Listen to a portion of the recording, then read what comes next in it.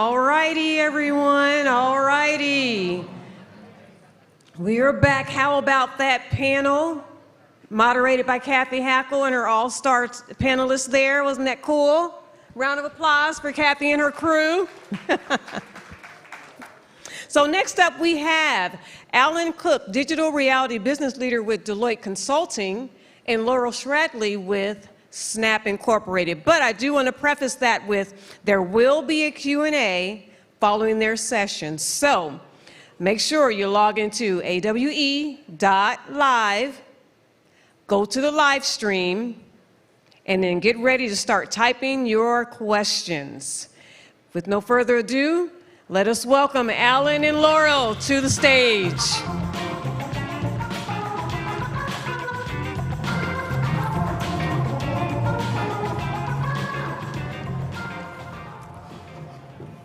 So good afternoon, everyone. Thrilled to be back here in person, as April just introduced. My name's Allan Cook. I am one of the co-leaders of the digital reality practice at Deloitte. Today, we're going to do an overview of the work that we did with Laurel's team at Snap earlier this year on the Global AR Report. Look at some of how the previous technology shifts are being replicated in what we're seeing with AR. This idea that we're moving through different phases from tech to toy to tool to totality, really go a little bit deeper on brands and retail, and then look at the future. Whoa. Great. Thank you, Allan, and thank you all for being here today. We're very excited to share this research with you. And just as a bit of background and an overview for why we conducted this research, earlier this year we wanted to have a really deep understanding of the landscape of AR.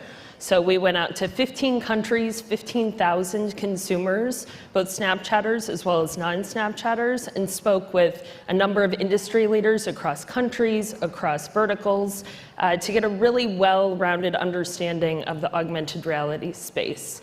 And the things that we're specifically looking for is what is AR today, where is it going in the future, and really how are people using AR to either solve their problems and challenges in today or connect with others or connect with brands as well.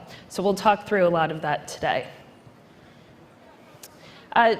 One of the things that we wanted to start with, this study came up with 4 key takeaways, so I'll run through these quickly and then we'll go into a lot more detail behind each one.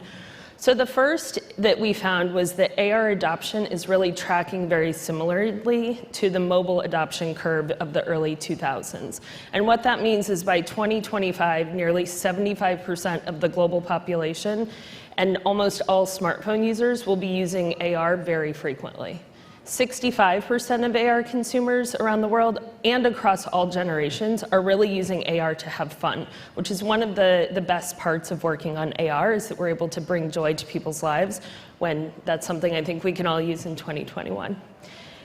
Related to that, AR is still primarily seen as a toy to many consumers, but 76% of consumers are actually looking for it to play a bigger role in their life and expect it to be a practical tool going forward. And then finally, interacting with products that have an AR experience leads to a 94% higher conversion rate, so there's a huge role for brands as well. As I alluded to, there's already a ton of usage of AR today. On Snapchat specifically, there are over 500 million minutes of AR playtime every single day, and we expect that to grow significantly. So in 2021, there are 1.5 billion consumers that are using AR. By 2025, that will be 4.3 billion consumers across all generations. And this is really happening across the globe. Today, usage happens in all of the markets that we surveyed, as well as many more. And across all markets, we're really expecting this to grow and expecting AR to continue to be an increasingly important part of everyone's lives. So with that, I'll pass it back to Allan to talk through some of the overarching tech shifts we're seeing. So as I kind of mentioned up front, we've seen this before. Every 10 to 15 years or so, there's a huge shift in technology and how we interact with our technology, how we interact with our data, the extent and the ubiquitousness of that kind of interaction with the technology. I mean, back in the 80s, we saw it with the personal computer, which was for the first time we were able to bring our technology, our data home and start to actually be able to have personal experiences and not just business experiences. In the 90s, we saw the web and the internet happen, and suddenly I wasn't just limited to my data, I could see the entire world's data. I mean, I remember when the World Wide Web first came out, and there was just gargantuan lists of other people's, but then we started to have the GUI interfaces, the graphical user interfaces. It became an easier way to interface. We started to use the mouse. You know, at the beginning of the 2000s, we saw the mobile revolution, and now I wasn't just limited to having my technology and my data and my applications at home. I could take it everywhere with me. Now, of course, there was a downside with some of these technologies that, you know, as we use them more, access to us was gradually increasing. However, we are now seeing this kind of next revolution that AR is going to become, that next huge technology shift. The way that we interact with our data and our technology gets easier at each one of these major shifts. And again, as we start to use AR, it's going to just become that much easier to be able to interact and interface with our technology. It's going to become just that much more natural and ubiquitous to it. Another point is, at each one of these phases, massive companies have grown and been created and have become, you know, the tech giants here in Silicon Valley. At the same time, other huge companies have died because they failed to adopt this latest technology, these latest revolutions. If I'd been doing this presentation in the 90s and I'd asked everybody to lift up their BlackBerries and Nokias, nearly 80% of you in the room would be lifting up your phone. Anybody here want to lift up their BlackBerry or Nokia? So you see, it's just that these companies were just dominating the marketplace. And we can see today that pretty much every major Silicon Valley company is doubling down into this digital reality space, so much so that entire companies are changing their whole identity at this point. They shall remain nameless, of course, but you know, we can see that this adoption is really happening. Lauryl kind of touched upon this a little tiny bit, that we're seeing the adoption rate very similar to where mobiles were at the beginning of the 2000s. So if you were to look at where the mobile adoption rate was in 2004, it's more or less where AR is today in 2021. So if we were to play that out over the next 6-7 years, that basically AR will be at the same adoption rate as mobile by 2025 that it was in 2010, or be dominating about 70 to 80% of the marketplace. And so I get challenged a lot, not only externally, but even with my own company, about when will this happen? It's happening.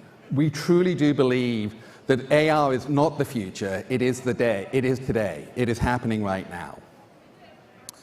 Kind of one of the other analogies that we looked at is this kind of transition that we're going from a tech to a toy to a tool to totality. Obviously, I like the letter T's when we put together our reports. Again, technologies just originally started as a tech. We're looking kind of like, how do we do discovery? How do we learn about this? And we saw this with AR, that, probably 4 or 5 years ago, we were starting to see, hey, how do rabbit ears look on me? How does a dog face look at me? We were starting just to kind of play. And again, as Lauryl mentioned, we then moved into this kind of toy phase where we're just having fun. We're starting to understand what the features are. Hey, I can turn my hair green. I can actually see what ruddy, rougey cheeks look for me, for the instance. But we're actually hitting that kind of transition point right now where we're actually seeing a tremendous amount of utility, a tremendous amount of benefit. And we're turning this toy into a tool. So instead of now just playing, I can see what color a shade of lipstick looks on me. I mean, we're thrilled to be here in person, but for the last 2 years, it would have been abhorrent to have believed that I want to go to a shopping mall, grab a piece of lipstick that somebody else had been trying on before, put it on my own lips to see how it would look. And so this idea of try on and try out and some of these other kind of AR technologies are really beginning to dominate into the marketplace. We're not at this kind of totality yet, this ubiquity stage, but we can see it happening. And obviously, with just some of the announcements over the last month, there were some other companies which are really beginning to make huge bets into this space as well. So kind of touching a little bit more, the tech idea, you know, we found that just a tremendous number of people are using AR and just not realizing it. It's kind of like this idea of osmosis, that, you know, 61% of the people are using AR for communications, 73% of the people can actually identify it when they see AR, they actually know it now, they understand what the ideas are. And I see a few people taking different pictures of the slide. All of this presentation, in fact, a much larger report is available online via Snap, including detailed individual country reports for the 15 countries that we went into. You know, this idea of joy, I mean, nearly 2/3 of the consumers are still using AR to have fun, and it really is today one of the biggest use cases that we're seeing.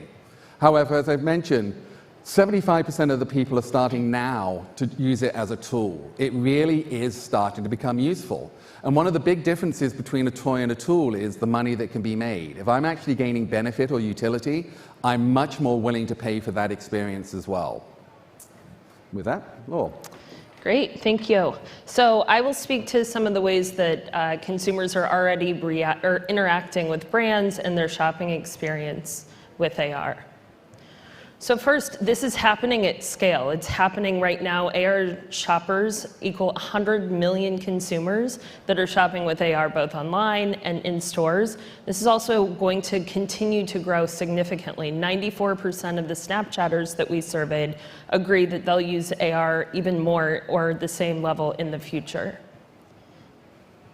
And part of the reason for this is just the way that AR can really capture consumer attention and can really break through to your audience. AR delivers twice the levels of visual attention compared to a non-AR format, something like video. And what that does is it really creates a memory, it creates an experience with a brand. And this isn't just something that happens on a one-to-one basis or a solo experience. What we found is people who use AR with their friends, with their family, they're more than 50% more likely to pay attention to the brand, thereby amplifying even just a single AR experience. This is also driving consideration. So as you sort of move down the brand funnel, what we found is brands are 40% more likely to be considered if they have a branded AR experience. And Snapchatters specifically are using AR as that reason to reach out, connect with their friends. They're 37% more likely than non-Snapchatters to feel that AR really gives them a reason to share a video, a photo, an experience with AR with their close ones.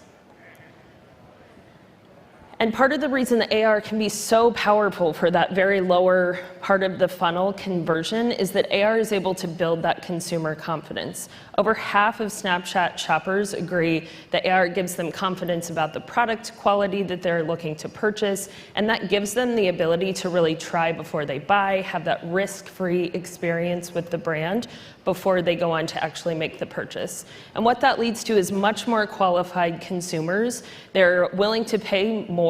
Nearly 3 in 4 consumers are willing to pay more once they have that transparency about what to expect. And returns are a huge part of the retail industry, equaling about $550 billion per year. When there's an AR-guided experience for commerce, we're seeing that actually decrease by 25%, which is a huge savings for consumers just on top of that high conversion. So, you know, overall, what are we really seeing in the AR industry right now? How are consumers using this? Where do we see this going? For today, the way that Snapchatters are really using AR, the #1 use case, which if anyone attended the presentation by some of my colleagues earlier today, is very intentionally communication.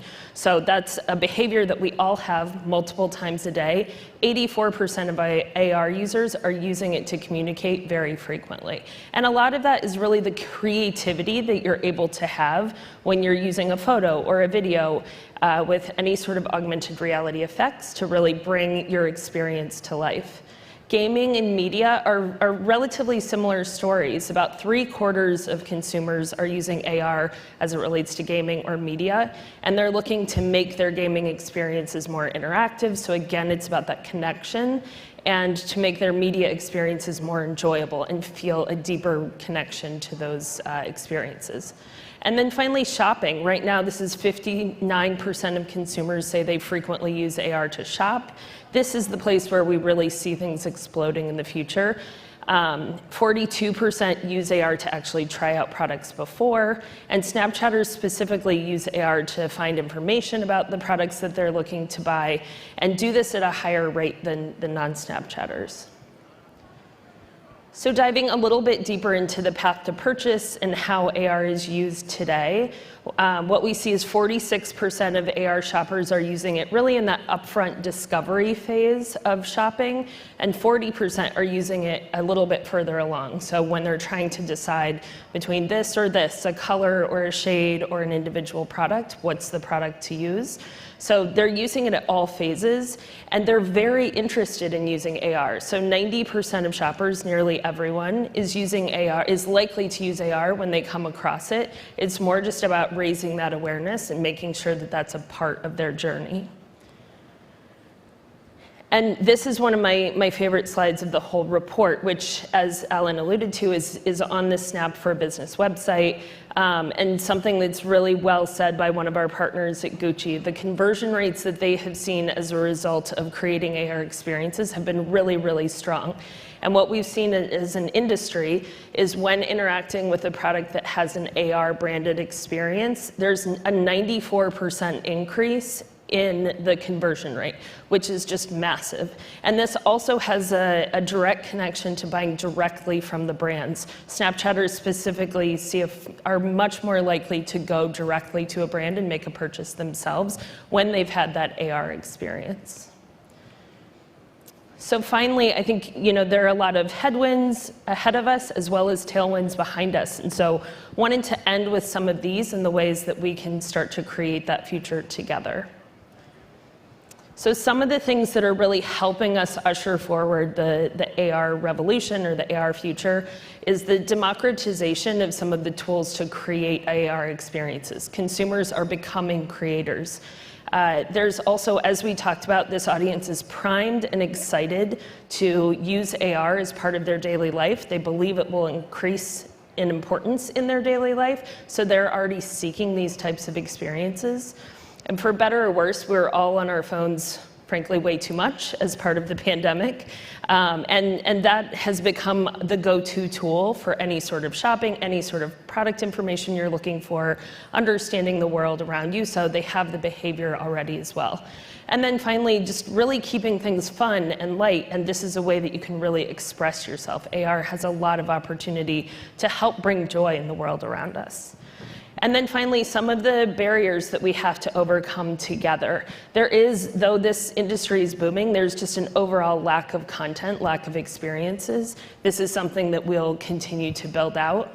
There's also a lot of standardization and support that needs to be built out for this developer and creator community to help everyone succeed together.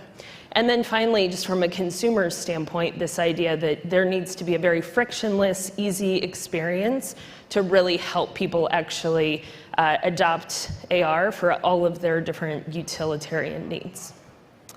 So with that, the last thing that we wanted to sort of seed here is what we're looking at now is the 2021 report. We're already thinking through our 2022 report and would love anyone that wants to participate or has questions or ideas to sort of meet us after. But we're very excited to continue exploring and understanding the consumer usage in this area. And thank you all for being here today.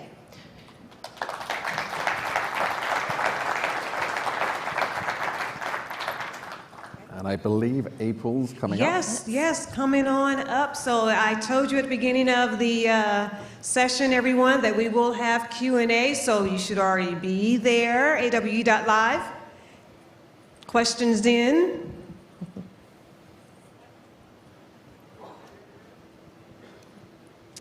And so I was jotting down some notes for myself, Allan, and thank you, Lauryl, for being here as well, that 10 to 15 years, you noted, Allan, that there will be a shift, or we see that shifts happen. But talk more about the fact that, AR is today, the here and now. What more can you say or talk to that in particular? As I said during my talk, if we just look at where major Silicon Valley technology companies are doubling down with their investments right now, you're seeing hundreds of millions of dollars being spent. We're seeing 3 times as many patents in the AR, VR space over the last year that we've seen over the last 10 years.